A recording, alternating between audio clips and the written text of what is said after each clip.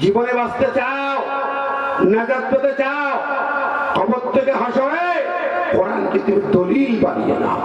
আল্লাহু আকবার। আল্লাহ বলছে ইয়া আইয়ুহান নাস ক্বাদ জাআকুম বুরহানুম মির রাব্বিকুম ওয়া আনজালনা ইলাইকুম নূরাম মুবিনা। হে মানবতা, তোমাদের কাছে আমার পক্ষ থেকে একটা দলিল আসছে। দলিল, এটাকে দলিল বুরহান বলা হচ্ছে। দলিল পাঠালাম, দলিলটা ঠিক থাকলে জমি জমা ঠিক থাকবে। দলিল যার জমি তার, কথা কন। দলিল যার আছে জান্নাত হবে তার। সুবহানাল্লাহ। জান্নাত থেকে আল্লাহ পাক আদম আর হাওয়াকে যখন বের করে দেন, বললেন কুল্লাহবিতু মিনহা জামিয়া। আদম কাঁদে, হাওয়া কাঁদে, আল্লাহ এই জান্নাত থেকে তাড়াই দিও না। হাওয়া করে কাঁদে, চোখের পানি ছেড়ে দিয়ে কাঁদে। আল্লাহ বলে যাও, ফাইম্মিয়াতিয়ান্নাকুম মিন্নি হুদান ফামান তাবিআ হুদায়া ফালা খাউফুন আলাইহিম ওয়ালা হুম ইয়াহজানুন। তোমাদের কাছে আমার পক্ষ থেকে আমার কালাম, আমার বাণী যাবে। এই কোরআন যারা ধরবে, ফামান তাবিআ হুদায়া, এই হিদায়াত নামা যারা ধরে থাকতে পারবে, আঁকড়ে ধরতে পারবে, তাদের কোনো ভয় নাই, টেনশন নাই, তারা জান্নাতে চলে যাবে। কোরআন সূরা বাকারা 38 নম্বর আয়াত। ও ভাইরা আমার, সেই কোরআন আপনি ধরতে পারলেন কিনা? আজকের মসজিদ গ্রামের কত মানুষ ঘুরে ঘুরে বেড়াচ্ছে, বাড়ি খেয়ে দিয়ে ঘুমাচ্ছে, শুয়েছে, কোরআনের ডাকে জায়গায় বসতে পারলো না। তুমি কালকে হাসরের মাঠে আরশের ছায়ার নিচে যাইবা, যাইতে চাইবা, বললো আজ কোরআনটাকে আসতে পারলে না, আজকে রসুলের প্রতিনিধি আলেমরাটাকে আসতে পারলে না, বিছানা ছাড়তে পারলে না 2 ঘন্টার জন্য। আহারে, কোথায় পালাবে তুমি? যাবে কোথায়? এখন যদি আজরাইল তোমার গলার টুটি চেপে ধরে, কবরে যে কি জবাব দেবে? কৈফিয়ত আছে? কথা বলেন। কবর কাউকে ছাড়বে? আপনার চেহারা দেখবে? আপনি মন্ত্রীর লোক, এমপির লোক, নেতার লোক পরিচয় দিলে কি সুবিধা হবে? আমি যদি বলি আমি সাইদির লোক, আমাকে মাফ করে দেবে? বন্ধুরা আমার, কবরে করে পরিচয় চলবে? কথা বলেন। মা ফাতিমাতুল জোহরাকে কবরে রাখা হলো। যখন কবরে রাখা হয়, হযরতে আবু যর গিফারী কবরে ধারে রাখার আগে কেঁদে কেঁদে ডাকতে, কবরটি, ওরে মাটির কবর, আজকে কাকে রাখি তুমি কি জানো? আজকে তোমার ভিতরে খাতুনে জান্নাতকে রাখতেছি। জান্নাতের নির্দেশ সত্তারিনী, তাকে কবর তোমার কাছে রাখি। বেয়াদবি যেন করো না, বেয়াদবি করো না। কবর কথা বলে না, আবার ডাক দিয়ে বলে মাটির কবর, আজকে তোমার ভিতরে রাখতেছি বিশ্ব নবীর কলিজার টুকরা দুলালী ফাতেমা, নবীজির দুলালী কন্যা ফাতেমাকে রাখি। খবরদার যেন বেয়াদবি করো না। কবর কথা বলে না, আবার ডাক দিয়ে মাটির কবর রে, আজকে তোমার ভিতরে আলীর বিবি শেরে করে আলীর বিবিকে রেখি। বেয়াদবি করো না। কবর কথা বলে না। এবার বলে ওরে মাটির কবর, জান্নাতের যুবকদের সর্দার হাসান হুসাইন, সেই 2 যুবকের জান্নাতের সর্দারের মাকে রাখি। কবর রে বেয়াদবি করিস না। কবর কি বললো? মাটির কবর জবান ছেড়ে বললো, আবু যর, আমি মাটি, আমি আল্লাহর গোলামি করি, আমি আল্লাহর গোলামি, আল্লাহর সৃষ্টি, আল্লাহর হুকুম ছাড়া মাটি চলে না। চলে? এই মাটিতে একই জায়গায় পানাবাড়ি, এখানে লাগালেন বেগুন, এখানে কপি, ওই জায়গায় মরিচ, ওই চলনবিলি রসুন, মাটিতে একই। সেই মাটিতে কোনোটা রসুন হয়, কোনোটা বেগুন হয়, কোনোটা আম হয়, ঠিক না ঠিক? এই মাটি একমাত্র খাঁটি আল্লাহর গোলামি করে, কারো হুকুম মানে না। মাটির কবরে বারে আবু যর, এই জায়গা কোনো পরিচয় দিয়ে লাভ হবে না। কার পরিচয় দিচ্ছ? আমি চিনি না, কোনো পরিচয় জানি না। আমি খাতুনে জান্নাত চিনি না, আমি হাসান হুসাইনের মা চিনি না, আমি আলীর বিবি চিনি না, আমি আখিরি জামানার পয়গম্বরের কন্যা, পরিচয় দিলেও লাভ হবে না। আল্লাহু আকবার। আমি আমি শুধু আমল চিনি। আমার কাছে কি নিয়ে আসছি, যদি তার দলিল দস্তাবেজ আমল আকলাক ঠিক থাকে, তাহলে আমি কবর জান্নাতের ভিতরে তোমাকে আলিঙ্গন করে নেব। আর যদি ঠিক না থাকে, তাহলে এমন দুই পাশের মাটি এমন জোরে ঠাসা দিয়ে চাপ দিয়ে দেবো, চামড়া গোস্ত হাড্ডি গুড্ডি যা আছে তলামলা হয়ে মাটির সঙ্গে মিশে যাবে। আবু জার চিৎকার করে লাফ দিয়ে বেরিয়ে যায়, আর জীবনে ঘর সংসার করতে পারেন না। ও বন্ধুরা, তাহলে আপনার আমার পরিচয় কাজে লাগবে। কথা কম। একটি আয়াত নাজিল হলো, নবীজি ফাতিমা, হাসান হোসেন, আলী, আয়েশা সবাইকে ডেকে আহলে বাইতদেরকে বলতেছেন, শোনো আহলে বাইত শোনো, তোমাদের শানে আমার কাছে একটা আয়াত নাজিল হলো, সূরা আহকাফের 9 নম্বর আয়াত। কি আয়াত? শোনো আল্লাহ কি বলছেন, কুল মা কুনতু বিদাম মিনার রাসূল ওয়া মা আদরি মা ইফআলু বি ওয়ালা বিকুম ইন আত্তাবিউ ইল্লা মা ইউহা ইলাইয়া ওয়া মা আনা ইল্লা নাযীরুম মুবিন। ও ফাতেমা রে, আমি নবী জানি না কাল হাসরের ময়দানে তোমাদের সঙ্গে কি ব্যবহার করা হবে। তোমাদের সঙ্গে কোন আচরণ হবে আমি জানি না। ফাতিমা রে, বাবার পরিচয় দিয়ে বাঁচা যাবে না। হাসান হুসাইন রে, নানার পরিচয় দিয়ে বাঁচতে পারবে না। আমি নবী, আমি নিজে ভাবে আল্লাহ মানে বলে, ইন আত্তাবিউ ইল্লা মা ইউহা ইলাইয়া, তুমি শুনে দাও, আমি নবী শুধুমাত্র আল্লাহর ওহী মেনে চলি। আত্তাবিউ, আমি অনুসরণ করি, ইল্লা মা ইউহা ইলাইয়া, আমাকে যা ওহী করা হয়েছে ওইটাই আমি মেনে চলি। ওর একচুল বাইরে আমার চলার অধিকার নাই। আল্লাহু আকবার। নবীজি কেঁদে ফেললেন। ফাতিমা কাঁদে। কি আশ্চর্য কথা! ইন আত্তাবিউ ইল্লা মা ইউহা ইলাইয়া, রাসূলকে আল্লাহ বলতে বলে বলে দাও, আমি কেবলমাত্র আল্লাহ যা ওহী করে, যা হুকুম দেয় তাই মেনে চলি, এর বাইরে আমি চলি। তোমরা কেমনে চলবে? সূরা আরাফের 2 নম্বর আয়াতে বলে দিলেন, ইত্তাবিউ মা উনজিলা ইলাইকুম মির রাব্বিকুম ওয়া লা তাত্তাবিউ মিন দুনিহি আউলিয়া। তোমরা ইত্তাবিউ, অনুসরণ করো শুধুমাত্র আল্লাহ যা বলেছেন। ওয়ালা তাত্তাবিউ, মানতে পারবে না, পিছে পিছে হাঁটতে পারবে না, গোলামি করতে পারবে না। আল্লাহর এই হুকুমের বাইরে কোন নেতা গোতা হোতা কারোর পিছনে যেতে পারবে না। লা তাত্তাবিউ সিগাই নেহি, আলেমদেরকে ইমামদের জিজ্ঞেস করে, সিগাই নেহি ব্যবহার 140% করো। আল্লাহর আইনের শাসন ছাড়া, কোরআনের আইনের শাসন ছাড়া কোন ব্যক্তি, কোন নিজাম, কোন দেশ, কোন জাতির কোন বিধান, হুকুম, আহকাম মানা যাবে না। হারাম, হারাম। কোরআন বলছে, আমি বলছি না। কে বলছে? ও ভাই ও বন্ধুরা, কাজেই আমরা যারা আজকে এখানে এসেছি, কোরআনের আহ্বান এসেছি, কোরআন সামনে রেখে কোরআনের তাফসীর হবে। সেটা কি? কোরআন মানার জন্য আয়োজন হতে হবে, মানার জন্য শুনতে হবে। ঠিক না বেটি? শুধু নিজের জীবনে নয়, কোরআন এসেছে আপনার চুমা খাইয়ে ঘুম পড়তে দুনিয়া আসে নাই। আপনার আমার আদর যত্ন নিয়ে হাসপাতালে থাকতে আসিনি, হেফজখানায়, আলমারিতে, মসজিদের লকারে থাকতে আসিনি, ছবিনা খতম পড়ার জন্য আসিনি। মানুষ মারা গেছে, তারপরে এখন ছবিনা খতম পড়ার জন্য আসিনি। ওরা এসেছে কেন? কি করতে?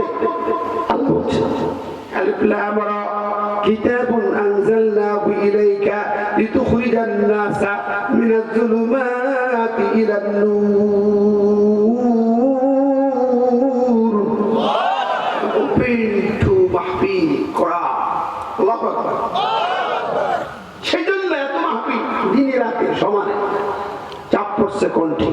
আল্লাহ পাক রহম করছে। কথা বলবো কোরআন থেকে, ঠিক না ঠিক? কথা হবে কোরআন থেকে। জোরে বলেন ঠিক কিনা? চাইতে বলা কোরআন কেন এসেছে? আমার তাফসীরের আমি আজকে অন্য একটি ব্যতিক্রম একটি জায়গা থেকে তেলাওয়াত করেছি, সূরা কাহাফ থেকে কথা বলবো ইনশাআল্লাহ। যুবকদের জন্য, যুবকদের আয়োজন তো তাই, যুবকদেরকে আমি চাই তোমরা যারা রাস্তাঘাটে আসো সব যুবক এখন ঘরে বাইরে কেউ থাকবে না, কোরআনের মাহফিলে চলে এসো, তোমাদের নিয়ে কথা হবে আজকে, সূরা কাহাফের আলোচনা হবে, ঠিক কিনা?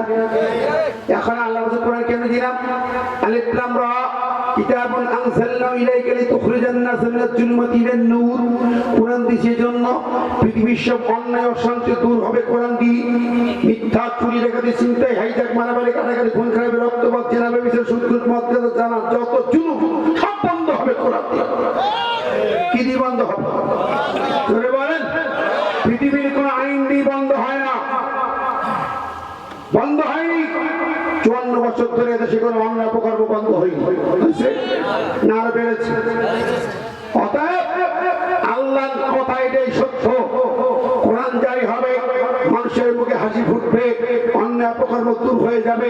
অকুল জাল হক ওয়া জাহাকাল বাতিল, সত্য কোরআনকে প্রতিষ্ঠা করো, মিথ্যা অটোমেটিক দূরীভূত হয়ে যাবে, ঠিক না? ঠিক। আল্লাহ বলতেন সূরা 105 নম্বর আয়াতে, ইন্না আনজালনা ইলাইকাল কিতাবা বিল হক লিতাহকুমা বাইনান নাসি বিমা আরাকাল্লাহ। আমি কোরআন দিলাম লিতাহকুমা বাইনান নাস, মানুষের মাঝে বিচার আচার, সালিশ, কোর্ট কাছারি, সরকার, প্রশাসন, পার্লামেন্ট, গণভবন, বঙ্গভবন যা আছে সব চলবে কোরআন দিয়ে।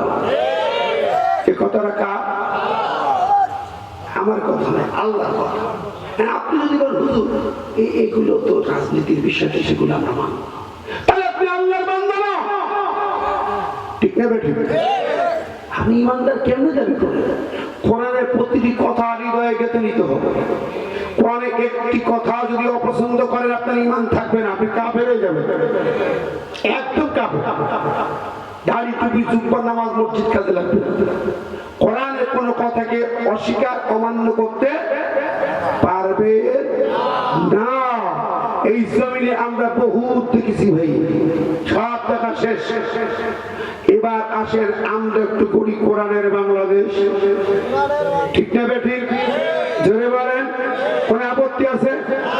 যারা আপত্তি করতো তারা চলে গেছে, যারা আপত্তি করছে তারা চলে গেছে।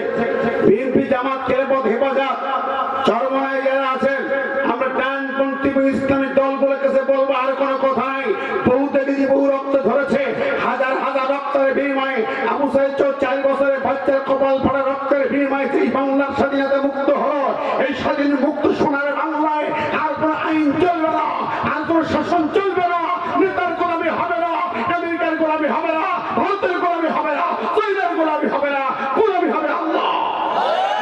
মোদি দিদি মিলে বিভিন্ন চক্রান্ত, এক প্রকার সাইফুল ইসলাম আলিফকে হত্যা করেছে ইসকন দিয়া, আবার টঙ্গী ইস্তেমার মাঠে, বিশ্ব ইস্তেমার মাঠে, তাবলিগের মাঠে শিকার রক্ত ঝরিয়ে 4 জনকে খুন করা হয়েছে, ঠিক না? ঠিক। ওদের সব খেলা নির্লক্ষা ধরা পড়ে গেছে।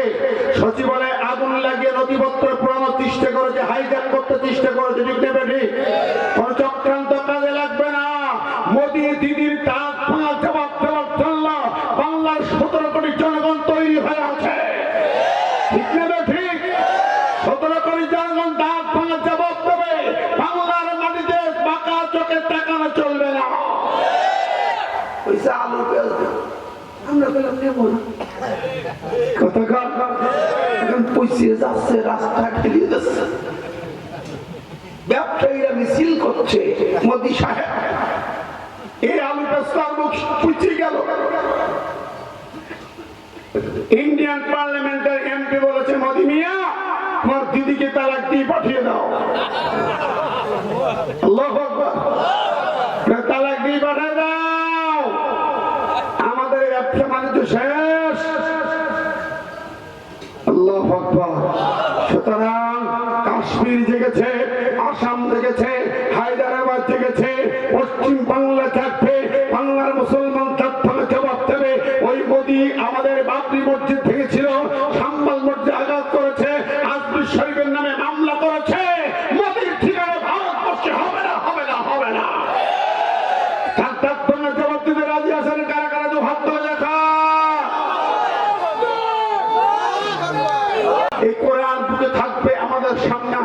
সাহস পাবে না, যেরকম পাবে তাহলে সে কোরআনকে বুকে ধারণ করতে হবে। এর জন্য আমরা আরেকটা আল্লাহর কাছে সাক্ষী রেখে দুটো হাতে একটু বন্ধ করে গেল সূরা কাহাফ প্রতি জুমার দিন তেলাওয়াত করতে হয়। জুমার দিন সূরা কাহাফ তেলাওয়াত করা করে মুসল্লি এখানে আছেন? আছেন?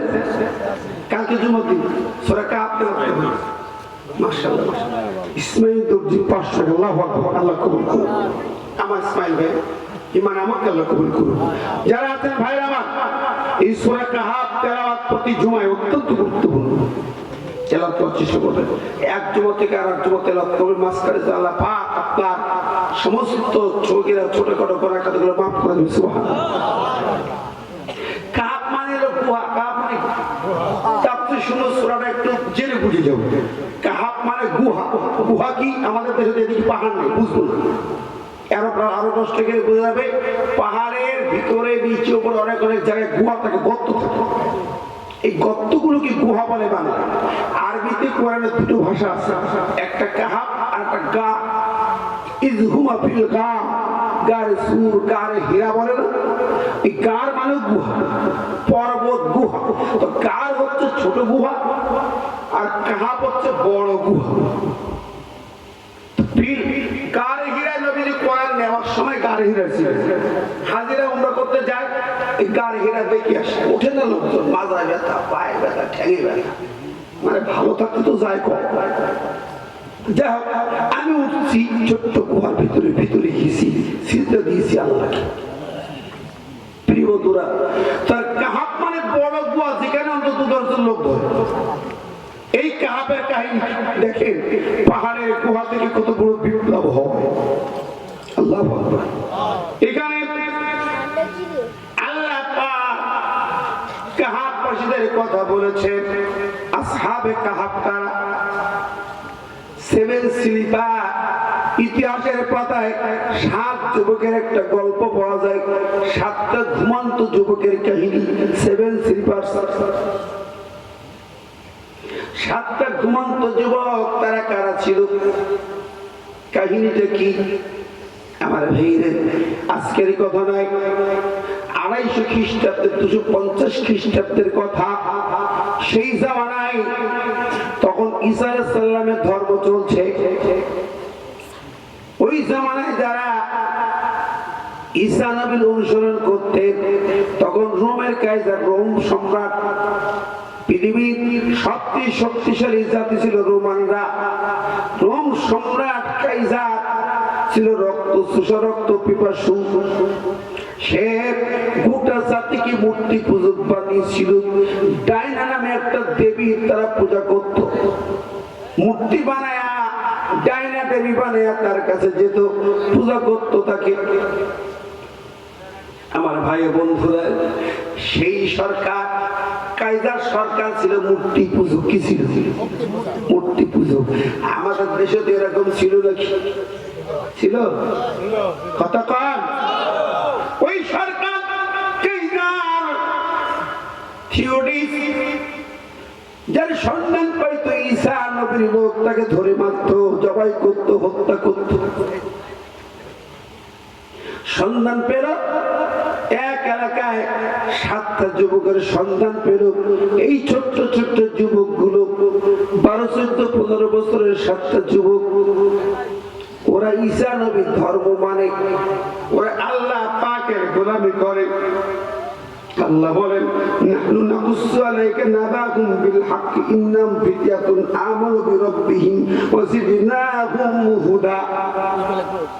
এমন কিছু কিশোর, ফিতিয়াতুন মানে কিশোর বালক, কিশোর। সাবুন মানে যুবক, যারা 20-22 বছরের যুবক। আর নিচে 10 থেকে 15 এগুলো ফিতিয়াতুন বলা হয়, ছোট ছোট কিশোর বালক। এই 7টা ছেলে তারা এক হয়ে ঈসা নবীর উপর ঈমান এনেছে, কালেমা পড়েছে, তাওহীদের উপরে তারা অটল অবিচল। ওদেরকে কাইজার বাদশার সংবাদ পেয়ে তাদের ধরে আনলো রাজপ্রাসাদে। রাজা তাদের সামনে হাজির করেছে।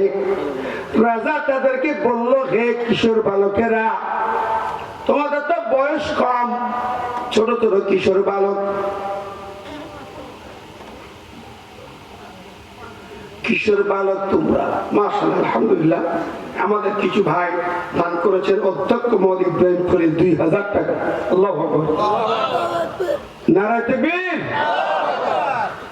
মতিউর রহমান ডালিম 1000 টাকা।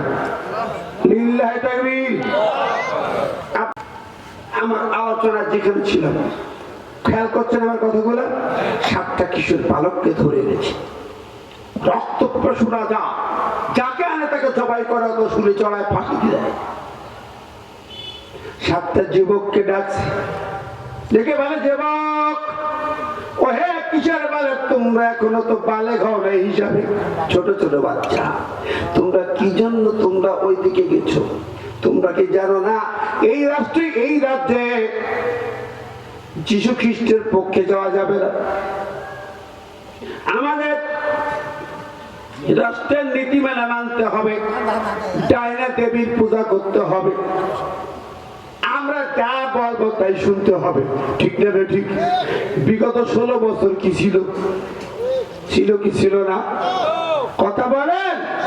ওরা বলল মিল্লাত আবিকুম ইব্রাহিম, আল্লাহ পাক জাতির পিতা ইব্রাহিম। ওরা বলল না, মিল্লাত আবিকুম শেখ মুজিব।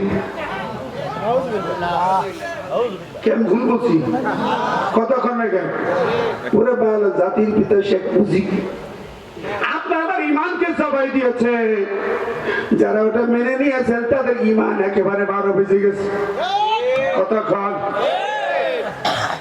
ওরে বলল এই জমিনে কেন বিসমিল্লাহ সংবিধানে থাকবে? হবে না, সংবিধানে থাকবে না বিসমিল্লাহ। ওরা কাইটা দিছিল কিনা? জোরে বলেন না, আরো জোরে কান। সরে জাতির ইতিহাস যদি বলি, যতদিন বলছিলাম কয়েকদিন আগে গোদাগাড়িতে পলাশী থেকে বাংলাদেশ বক্তব্য ছিল আমার। পলাশীর আমরাকান 1757 সালে নবাব সিরাজউদ্দৌলার পতন হলো ব্রিটিশদের হাতে, ঠিক না ঠিক? মিথ্যা পরে বিশ্বের ঘাতকতায় ব্রিটিশ সৈন্যদের হাতে পরাজয় ঘটে, সেই সূত্র চলে গেল। এই ভূখণ্ডে তার আগে কোরআনের শাসন ছিল, আইন আদালত রাষ্ট্র সরকার সব চলতো কোরআন। নবাব সিরাজউদ্দৌলা চলে গেল, বন্ধ হলো, ব্রিটিশ শাসন জারি হলো, চলতে থাকলো নির্যাতন। 1831 সাল বালাকোটে সাইদ আহমদ বেল্লভীর নেতৃত্বে ওরা বলল আমরা ব্রিটিশ শাসন মানি না, এই জমিনে আল্লাহ শাসন চলে, আল্লাহ কোরআন সুন্নাহর বাইরে কোনো শাসনতন্ত্র মানি না। ব্রিটিশরা যুদ্ধে নেমে পড়ল, বেল্লভী তার বাহিনী নিয়ে মোকাবেলা করলো, বেল্লভীর নেতৃত্বে হাজার হাজার শহীদ হলো। বন্ধুরা আমার, ব্রিটিশদের বিরুদ্ধে আন্দোলন এক প্রকার থেমে গেল। 1857 সালে ইমদাদুল্লাহ মুহাজির মক্কি রাহিমাহুল্লাহ তার নেতৃত্বে দেওবন্দের আলেম ওলামারা এক জায়গায় দাঁড়ালো, কাসেম নানতুবি সহ সবাই দাঁড়িয়ে গেল। আবার যুদ্ধ হলো, সেনাপতি সহ হাজার মুজাহিদ শহীদ হলো। গোটা ব্রিটিশরা, গোটা ভারত এক নামে চলাতে লাগলো, ব্রিটিশ লয় চলতে লাগলো, নির্যাতন স্টিমুল চলতে লাগলো, হাজার হাজার প্রাণ চলে যেতে লাগলো। 47 এসে 69,000 মানুষের জীবনহানি হলো ব্রিটিশ বিরোধী আন্দোলন। সেখানে 67,000 মুসলমান। এখন ইন্ডিয়ার গেট ইন্ডিয়া দিল্লি যাবেন লেখা তালিকার মধ্যে মুসলমানদের নাম পাবেন 67,000 মুসলমানের নাম ব্রিটিশ খাদা আন্দোলনে।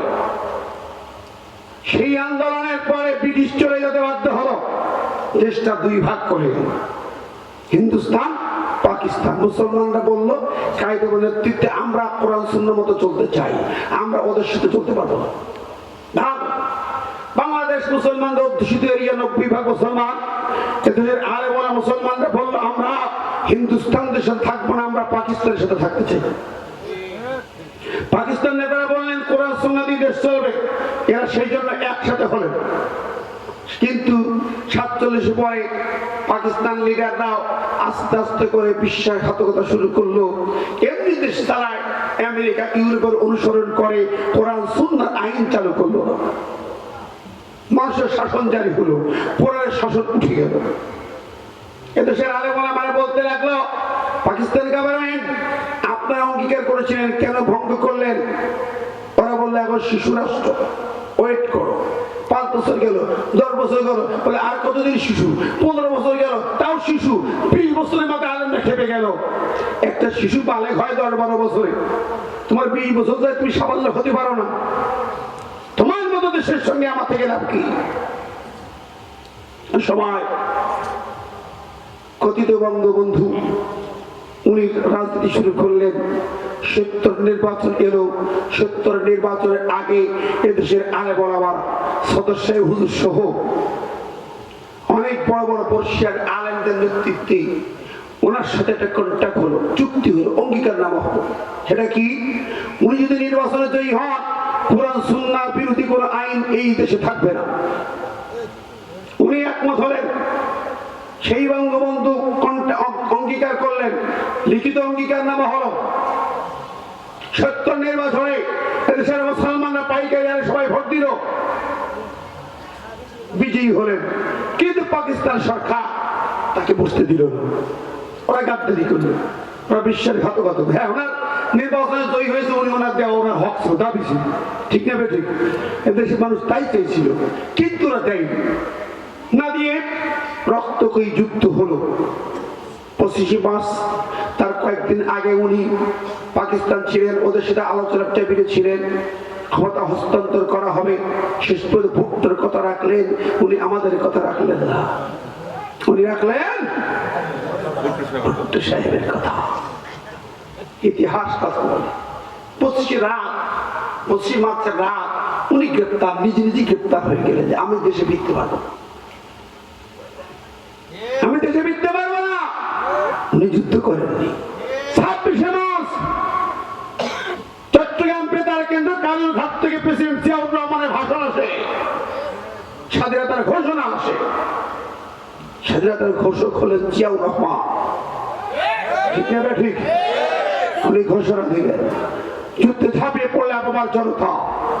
চারটিখানি কথা না, একজন দেশ তো পাকিস্তান, আর্মির ভেজা, আর্মি আইন জানেন? আর্মি আইন লঙ্ঘন করলে তার মৃত্যুদণ্ড সর্বনিম্ন শাস্তি।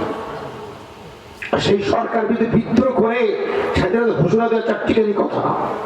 ওনার সাথে এক সেনা অফিসার ছিলেন, কর্নেল পুলিশ ও আরো অনেকে। বিশাল 9 মাসের রক্ত। আমার জন্ম 70 সালে, 71 আমি 9 মাসের শিশু। আমি বলতে পারি না, মায়ের কোলে ছিলাম, মার কাছে শুনি কাহিনী। কঠিন যুদ্ধ। সেই যুদ্ধের চেতনা কি ছিল?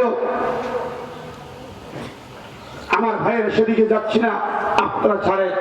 অসংখ্য মানুষের জীবনের বিনিময়ে, রক্তের বিনিময়ে, অনেক মা বোনদের ইজ্জতের বিনিময়ে দেশ স্বাধীন হয়ে গেল। 16 ডিসেম্বর ভারত সহযোগিতা করলো, পাকিস্তান জেলখানা থেকে শেখ মুজিবকে ছেড়ে দেওয়া হল। আমি ইতিহাস জেনেছি। আমার বাবা রাজনীতিবিদ ছিলেন, ওই সময় মেম্বার ছিলেন, ইউনিয়ন চালাইতেন। আমার বাবার কাছে শোনা, মুক্তিযুদ্ধের ঘাঁটি ছিল আমাদের বৈঠকখানা। বললেন শেখ মুজিব আসবে, দিল্লি হয়ে আসতেছে। আসার সময় ইন্দিরা গান্ধী একটা চিরকুট লিখে শেখ মুজিব কোটে ঢুকাই দিল। মুজিব এই লিখে দিলাম, 4 দফা মূলনীতির আলোকে সংবিধান সাজাবে। দেশে বেরিয়ে আসলে ওই চিরকুট লেখা, যেহেতু ওরা আমাদের বলে দিয়েছে তোমার স্বাধীনতা এনে দিয়েছি, তোমার বিজয় এনে দিয়েছি, আমার সেনাবাহিনী দিয়ে, অস্ত্র দিয়ে, ট্রেনিং দিয়ে, সবকিছু দিয়ে, সংবিধান হবে আমাদের মতো সেকুলার সংবিধান। 4 দফা কি কি ছিল? ধর্ম নিরপেক্ষবাদ, জাতীয়তাবাদ, সমাজতন্ত্র, গণতন্ত্র। 4টে তন্ত্রের ব্যাপারে সংবিধান তৈরি করে 1 নম্বর সেকুলার সংবিধান হবে। শেখ মুজিবুর রহমান এসে ডক্টর কামাল হোসেনকে বললো এই নীতির আলোকে সংবিধান লিখে দাও। আলেমেরা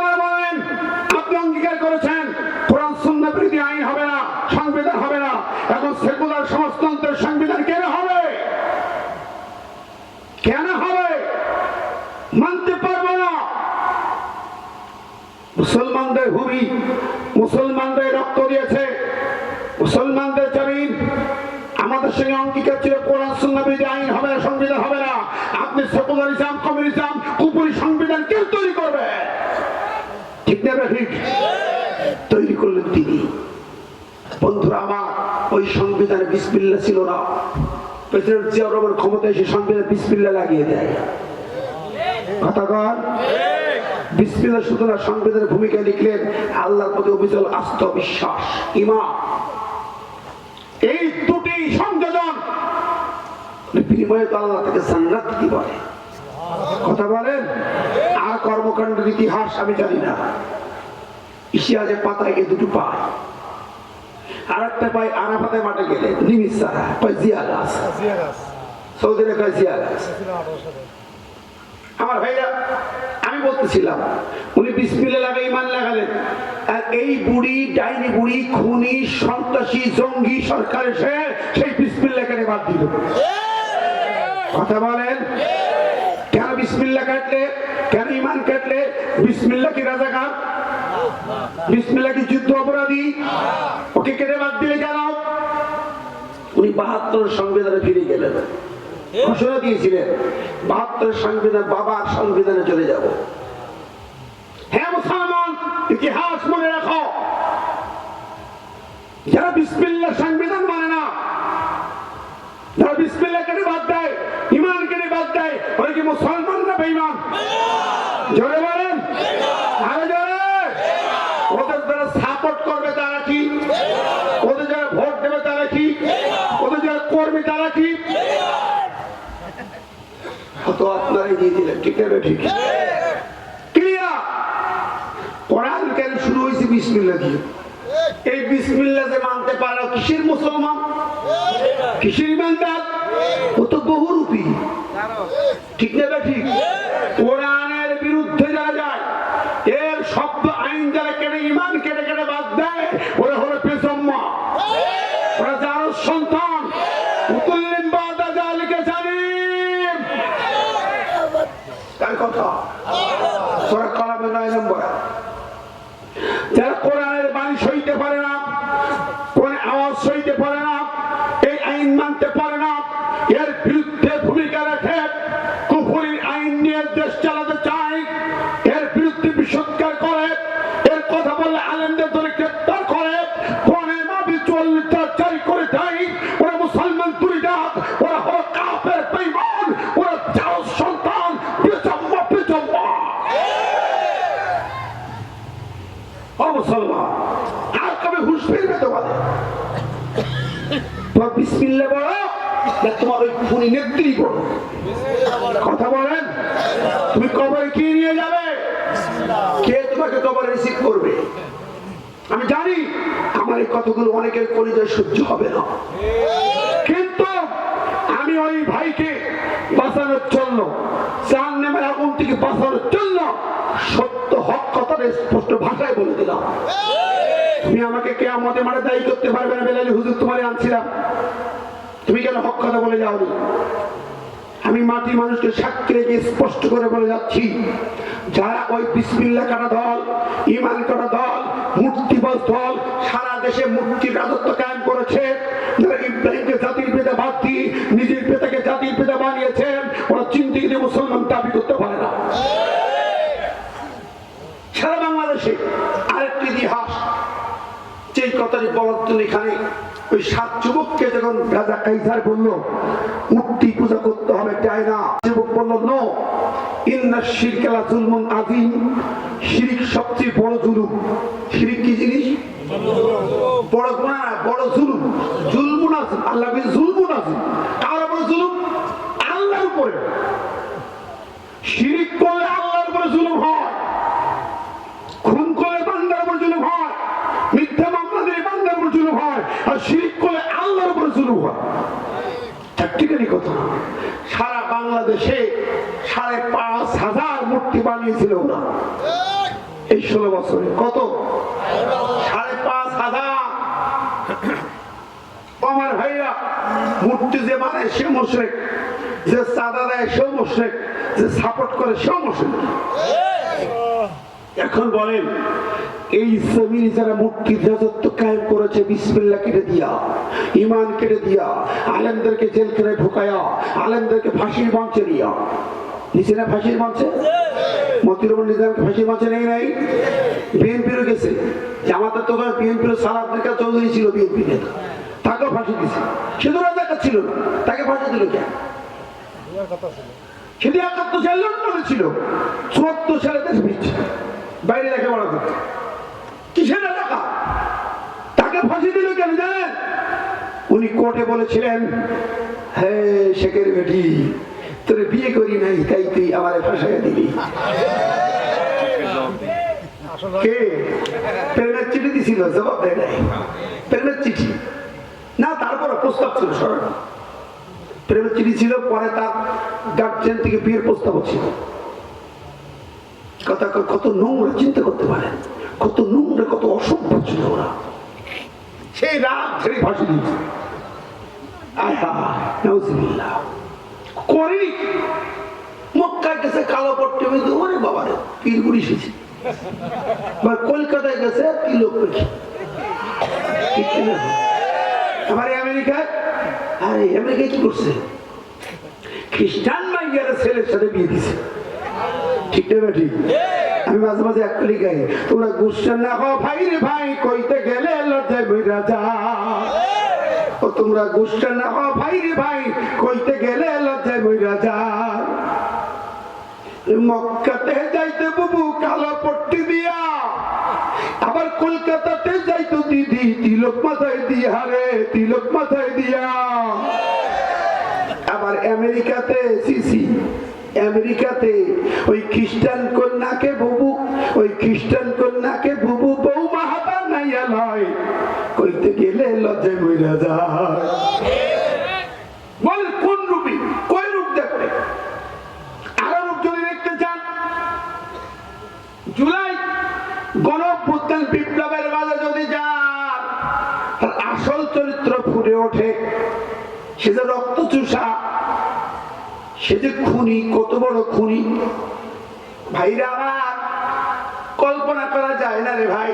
আবু সাইদের বুকটা গুলি দিয়ে সাজদা করে দেয়া হলো, আবার আবু সাইদের পরিবারকে ডেকে রে বুকে জড়াই ধরে কাঁদতেছে,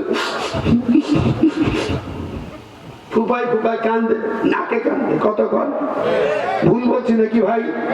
কত বড় খুলি, নিজে খুন করে আবার কান্দে, দেখায় কত দরুদি। হাজার হাজার ছাত্র গুলা, মাসুম বাচ্চাগুলোর বুকে গুলি চালাইলো। 4 বছরের বাচ্চার কপালে গুলি কেন? হেলিকপ্টার দিয়ে গুলি কেন? আমরা ৭১ যুদ্ধ দেখিনি, ২৪ সালে তোমার খুন রক্তারা হাতারি দেখেছি। কথা বলেন, বলেন ঠিক না ঠিক? একজন খুনি ক্ষমতায় থাকার জন্য এত গুলি চালাতে পারে, এত রক্ত নিতে পারে, এত খুন করতে পারে, তাহলে তোর মতো খুনি আর কেউ আছে নাকি ভাই? তবে হ্যাঁ, জবাব দিতে হবে, একটা খুনেও তুমি বাঁচতে পারবে না, প্রত্যেকটা খুনের জবাব তোমাকে দিতে হবে, রক্তের ফোঁটায় ফোঁটায় তোমাকে জবাব এই জমিনে দিতে হবে, দিতে হবে। কারা কারা চাই একটু হাত তুলে দেখান তো।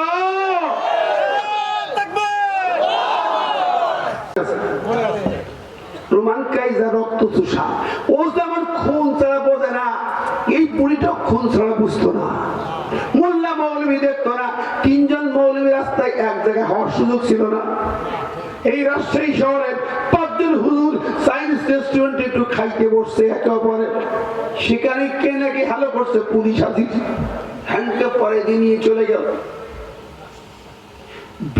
বিয়ে দেবে, তাও হুজুরদের দাওয়াত করার লাইন ছিল না, অনুষ্ঠান করতে পারি নাই। আমি আমার নিজের মেয়ে বিয়ে দিলাম ভাই, অনুষ্ঠান করতে পারিনি, বাড়িতে তো যাইতেই পারিনি। আমাকে তো চাকরি কিনে দিয়েছে 18 সালে, 13 সালে সাসপেন্ড, 18 সালে চাকরি বরখাস্ত, বড় চাকরি, 50-60 হাজার বেতন। এরপরে ইমামতি কিনে দিল, এলাকা ছাড়া করলো, কোন মতে ঢাকার ওই ছোট্ট বাসায় বসে মেয়েটারে কালেমা দিলাম, তাও যে কজন 10 জন হুজুর ডাকবো, বন্ধু ডাকবো, সুযোগ নাই। পুলিশ আর পুলিশ চারিদিকে, কতক্ষণ জোরে বলেন। এই নাটরে মাহফিল করতে নাল ডাঙায় আছে মনে আপনাদের? এই বাসিলা মঞ্চ থেকে নামতে পারলে পুলিশ ঘিরে ধরেছে আমাকে। ছাত্র নেতা ভাইরা মোটর সাইকেলে তাড়াতাড়ি মঞ্চের পাশে লাগে বলে ওঠেন, শিগগির ওঠেন। উঠলাম, টান দিল, পুলিশের মাঝখানে সালাম দিয়ে আমি চলে আসলাম। ওরা বুঝতে পারল না, আমি তো জানি না। এর মধ্যে ওরা আমার গাড়ি ঘিরে ধরে রেখেছে, 2 প্লাটুন পুলিশ গাড়ি ঘিরে ধরে রেখেছে। আলমগীর জেলা সভাপতি ছিল, ও সহ ড্রাইভার সহ আমার সাথে থেকে রবিউল, ওরা জেলখানায় চলে গেল। 1 মাস জেল খাটে, আমার গাড়িও জেল খাটলে 1 মাস। গাড়িও অপরাধী ভাই। কোরআনের হুজুর আনলি কেন তুই গাড়ি? হ্যাঁ, এই নাটক আপনাদের নাটক, আপনারা না। কি ভুল বলছি? প্র্যাকটিক্যাল বন্ধুরা, সারা দেশটা এইভাবে মামলা হামলা জেলখানা বানাইছে, সব জেলখানা। বন্ধুরা, রক্ত পিপাসু খুনি ওর পিএস ছিল মতিউর রহমান রেন্টুর, লেখা একটা বই পড়বেন, প্রিন্সিপাল সাহেব জ্ঞানী গণির আছেন, পড়বেন। বইটার নাম আমার ফাঁসি চাই। 16 বছর ব্যান করা ছিল, এখন আবার বইটা পাবলিকলি বের হচ্ছে। মুক্তিযোদ্ধা মতিউর রহমান রেন্টু ওনার পিএসসি, উনি লিখছেন অনেক কথার মধ্যে একটা হলো, উনি কোন রক্ত দেখলে এত খুশি হতেন, রক্ত দেখলে আনন্দে ড্যান্স করতেন। খুনি বুড়ি রক্ত দেখলে আনন্দে ড্যান্স করতেন, ড্যান্স করতে কাপড় খুলে দেয়, তা আপত্তি, ড্যান্স আনন্দ। এত রক্ত চোষা হয় না, রক্ত চোষা ঠিক না বেঠি? জোরে বলেন। সেই দিন 5ই আগস্ট গণভবনের দিন, সেদিন কি করেছি? সেনাপ্রধান বলতে গুলি চালা, কেমনে চালা? শাহবাগ থেকে, উত্তর থেকে, মিরপুর থেকে, মোহাম্মদপুর যাত্রাবাড়িতে রওনা দিয়েছে লক্ষ লক্ষ ছাত্র জনতা, কোটি হয়ে যাবে। কত গুলি চালা? 45 মিনিট লাগবে আসতে, গোয়েন্দা রিপোর্ট। টিভি অন করে দিলাম, দেখেন। তখন কি করেছিল জানেন? হাত দিয়ে সেনাপ্রধানের গলা চিপে ধরতে গেছে। এই তোরে না আমি প্রধান বানিয়েছি, গুলি চালা। বলেন কি? লক্ষ লক্ষ গুলি ফুরে যাবে, লাশ হয়ে যাবে। গোটা ঢাকা লাশের শহর, আপনার গুলি ফুরিয়ে যাবে, জনগণ ফুরাবে না। সুবহানাল্লাহ, ধন্যবাদ সেনাপ্রধান। বললো কোনো কথা নাই, 45 মিনিট টাইম দেন, এরপরে আর নাই, যা হবে হবে, জনগণ বুঝে নেবে। আমি ভাই নাই বললো একটা ভাষণ রেকর্ড করবো, চলবে না। 45 মিনিট, 2 মিনিট 5 মিনিট টাইম পেলে আমার ধরে না। আমি ছিলাম গৌরব ভবনে গেছি, ধরা মাত্র 5 মিনিট। আল্লাহু আকবার। আমার ভাইয়েরা বন্ধুরা, কলিজার ভিতরে আগুন জ্বলে, রক্ত ঝরেছে, বুলেট খেয়েছি, ক্রস ফায়ারের মুখোমুখি দাঁড়িয়েছি, চাকরি হারিয়েছি, এর মধ্যে হারিয়েছি, বাড়ি ছেড়েছি, গাড়ি হারিয়েছি, কিন্তু ওদের পাশে কোনোদিন আঘাত করি নাই। আমার কণ্ঠের এই বক্তব্য কোনোদিন নরম হয় নাই। কথা বলেন হাজির। অনেক রক্তের বিনিময় বিদায় করে গেল। সে বলছিলাম শেষ মুহূর্তে হাত লক্ষ লক্ষ মানুষের বুকে গুলি চালাতে চায়, ও কি মানুষটা চাওয়া? চলে বলেন আরো যাবে, ওদের সাপোর্ট করলে সেও চাওয়া। এত বড় রক্ত চুষাকে সাপোর্ট করে কোন মানুষের বাচ্চা করতে পারবে না। ভাই বন্ধুরা, আমার কথা রাগ করছে, সত্য কথা বলো লোক। ঠিক আছে, আমার আল্লাহ পাক বলেছেন ইন্না শাররাদ দাওয়াব ইনদাল্লাহ আসুমুল বুকমুল লাযিনা লা ইয়াকুলুন। সূরা আনফাল 22 নম্বর আয়াত। বলছে আল্লাহর কাছে শাররাদ দাওয়াব, নিকৃষ্ট হিংস্র জন্তু, জানো ওরাই যাদের বিবেক নেই, দেখো দেখে না, বাস্তব দেখো শেখে না, বিবেচনা করে না, এর নিকৃষ্ট জন্তু জানো। কেউ কে? আমার আল্লাহ কয় উলাইকা কাল আনআম বাল হুম আদাল, চতুষ্প জানোয়ার আরো নিকৃষ্ট। সুতরাং ও বন্ধুরা আমার, আরোইয়ের ভাইরা, গ্রামগঞ্জে নাটোর সদরের ভাইরা বলে যাই, গ্রামে বসে যদি তুমি তাদের সাপোর্ট করে থাকো, তুমিও সেই খুনির বাচ্চা, তুমি সেই সন্ত্রাসীর বাচ্চা। তুমি নিশ্চয়ই আবু সাইদের খুনি হয়ে হাসরে উঠতে হবে, মুগ্ধর খুনি হয়ে হাসরে উঠতে হবে। রিহাই তুমি পাইবা না। আল্লামা সাইদের মেডিকেল ক্লিনিক করে খুনি হয়ে হাসরে উঠতে হবে। আমার আল্লাহ বলেন সূরা সাফফাতে বলেন, উশুরুল লাযিনা যালামু ওয়া আযওয়াজুহুম ওয়া মা কানু ইয়াবুদুনা মিন দুনিল্লাহ। তার কথা আল্লাহ কেউ মাইন্ড করছেন না, রাগ করছেন? দেখছেন উঠে যাই পাশ থেকে, উঠেন না ভাই, যাই না একটা লোক উঠেন না, উঠে আল্লাহ কইছে উশুরুল লাযিনা যালামু, আল্লাহ কয় আমি জালেমদেরকে হাসর করাবো। উশুরু হাসরের মাঠে উঠাবো জালেমদেরকে, ওয়া আযওয়াজুহুম তাদের পিটমুনা দিয়ে বাঁধা হবে। ওরা বলবে বাল হুমুল ইয়াওমা মুস্তাসলিমুন, আজকে আমরা দড়ি দিয়ে পিটমুনা দিয়ে বাঁধা, জাহান্নামের দড়ি দিয়ে বাঁধা হবে, আগুনের দড়ি দিয়ে বাঁধা হবে। শুধু জালেম নেতারা উঠবে না, ওই দড়িতে কর্মী ফুটা রাতের আধারে ভোট দেন না দেন সাপোর্ট করেছেন, ঠিক নেবে ঠিক, আপনি উঠবেন ওই দড়ি দিয়ে বাঁধা হয়ে। কোরআন বলছে আমার কথা না, উপায় নাই। আল্লাহ পাক সূরা বনী ইসরাঈল বলেন, ইয়াওমা নাদউ কুল্লা উনাসিন বিইমামিহিম, তোমার নেতা নেতৃত্বে হবে, তার সঙ্গে তোমাকে হাসরে ডাকা হবে। তুমি অন্য লাইনে যাইতে পারবা না, ইমানদারদের লাইনে যাইতে পারবা না, নবীদের লাইনে, ইসলামী আন্দোলন নেতাদের লাইনে, আলেমদের লাইনে যাইতে পারবা না। তোমার দুনিয়ার নেতা যে ছিল, নেত্রী যে ছিল, তার পিছনেই তোমাকে হাসরে দাঁড়াতে হবে। তোমার হাসর তাদের সাথে হবে। এগুলো সব করে আমার ভাইরা, যাক আমি বলছিলাম 7টা কিশোর বালক পড়ে আছে না নাই, ওদেরকে কায়দা রক্ত চোষা খুনি।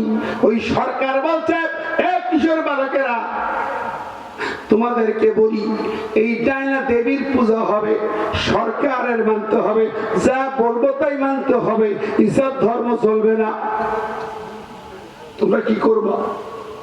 তোমাদের জন্য এখন আমি মানতে পারি, আমার এই রাজপ্রাসাদে যাকে আনা হয় প্রশ্ন করা হয় না, বিনা প্রশ্নে জবাই করা হয়, সুযোগ দেওয়া হয় না, বিনা সুযোগে ফাঁসি দেওয়া হয়।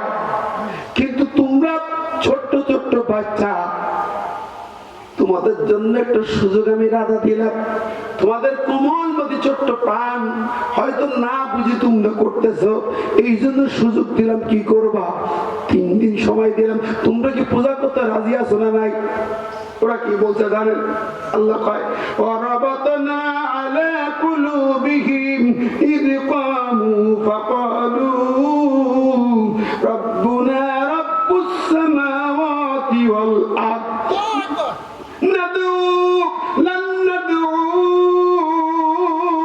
মিন দুনিহি ইলাহা। না না, কুশিন কালাম না, আল্লাহ ছাড়া ইলাহ মানবো না, আল্লাহ ছাড়া আইন দাদা মানবো না, আল্লাহ ছাড়া শাসনতন্ত্রের কারণ মানবো না। আল্লাহু আকবার, মানবো না। আমাদের রব, রব্বুনা রব্বুস সামাওয়াতি ওয়াল আরদ, আসমান জমিনের মালিক যিনি, তিনি আমাদের রব, তিনি আমাদের সব, তিনি ইলাহ। তার আইন, তার গোলামি ছাড়া এই জমিনে কোনো মানুষের গোলামি হবে না। সাচ্চু স্পষ্ট বলে দিব। এখন এরপর সরকার বলল, তোরা ছোট ছোট বাচ্চা, তাই তোদের 3 দিন সময় দিলাম, ভেবে চিনতে দেয়।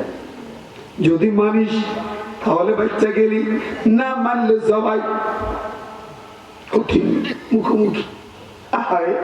আল্লাহ নবী বলে যুগে যুগে শুধু এরকম আসবে। ওরা বলেন আর কিতাব সুন্নাল্লাহ ইফতারি খান ফালাতু ফারিকুল কিতাবা, এই কোরআন পন্থীরা আলাদা হবে আর রাজ্যতন্ত্রীরা আলাদা হবে। যদি নাকি তোমরা ফাইন আতা তুমি দিল্লুকুম মানে আসাইতুম কাদলুকুম, যারা ওই সরকারকে মানবে সেগুলোর সরকার কুফর সরকারকে মানবে, তাদের ঈমান ধ্বংস হয়ে পথভ্রষ্ট হয়ে যাবে।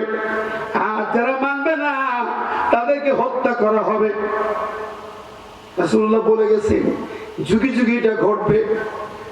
বন্ধুরা ছিল কি ছিল না? আমরা চোখে দেখেছি, ঠিক কিনা? ওদেরকে মেনে সাপোর্ট করলে ওকে, আর সাপোর্ট না করলে ফাঁসির মঞ্চে অথবা ক্রস ফায়ারে অথবা জেলখানায়, জমিনের উপরে থাকার সুযোগ নাই, হয় কবরে না জেলখানায়, নইলে ফাঁসির মঞ্চে যেতে হবে। হক কথা তিনি বলবেন, তিনটি জায়গা ছিল, হয় কবরে না জেলখানায়, নইলে ফাঁসি ক্রস ফায়ার। ঠিক কিনা কথা? ওই 7 যুবক বলে না আমরা মানতে রাজি না। ওরা চলে গেল বাড়িতে, সুযোগ দিল 3 দিন। ওরা তিনি পরামর্শ করে কি করা যায়। এখন যদি দিনকাল খারাপ, চলো হেকমতের সঙ্গে চলি, ঠিক না? আমাদের দেশের মৌলবীরা হেকমত করেছে, করে না? বহু মৌলবী, বহু হুজুর, বহু ইমাম, বহু মুয়াজ্জিন, আমি বলতে চাই না, অনেকেই হেকমত করে হাত মিলাইছি, কেউ কওমে জননী বানাইছি, কেউ জান্নাতি ঘোষণা দিছে। আছে না নাই? আমার মতো টুপিওয়ালা হুজুর, আমার মতো মৌলবী, কেউ বলছে কওমে জননী, জননী মা পালাইছে, পোলা পানগুলা শুধু খাইতেছে। কথা কর। আবার দেখলাম কিছু মৌলবীরা ওই 23 সালে ইমাম সম্মেলনে বললো, ওরে বাবারে তাহাজ্জুদ গুজারি আমাদের হুজুর হযরতে আল্লামা শেখ হাসিনা। তখন কইছে না কি হযরত কইছো তুমি? ভালো কিন্তু কইছো। আরে হুজুর কইছে হযরত তাহাজ্জুদ গুজারি, উনি জান্নাতি ঘোষণা দিলেন। এই ঘোষণা দিয়ে বাইতুল মুকাররমের গভর্নর হইল, আর কওমে জননী ঘোষণা দিয়ে ওই হুজুরটা বাইতুল মুকাররমের খতিব হইল। এখন তো সব হুজুর পালাইছে। কথা কর, রাগ করেন না, বাস্তব কথা বলছি। কত আলেম হুজুররা এদের শিরকিয়াত, এদের বিসমিল্লাহ কাটা, এদের খুন খারাপি দেখার পরও সাপোর্ট করলো। আমার আল্লাহ বলে, ও বন্ধুরি দুনিয়াবাসী শোনো, এইগুলো হলো টাটকা কুত্তা। হুজুর আপনি গাল দিচ্ছেন, কি সর্বনাশ, আপনি তো যুদ্ধ না। আমি দেখি না, আমার আল্লাহ দিছে। কে দিছে? আয়াতটা শুনবেন, সকালবেলা বলবো হুজুর করতে পারি। সূরা আরাফ 176 নম্বর আয়াত। আয়াত রেফারেন্সটা বলে দিলাম, দেখলে মোবাইল খুঁজলে দেখতে পাবে। মোবাইলে আছে না? নাই। এরা শুধু এরকম না আসে, এরাও টেলিফোন। কি কথা কয়? আল্লাহ বলেন, ওয়ালাউ শি'না লারাফা'নাহু বিহা ওয়ালাকিন্নাহু আখলাদা ইলাল আরদ ওয়াত্তাবা'a হাওয়াহু ফামাসালুহু কামাসালিল কালব। আয়াত মুসার জামানায় একটা হুজুর ছিল, বালাম ইবনে পাওয়া, পৃথিবীর সেরা আলেম।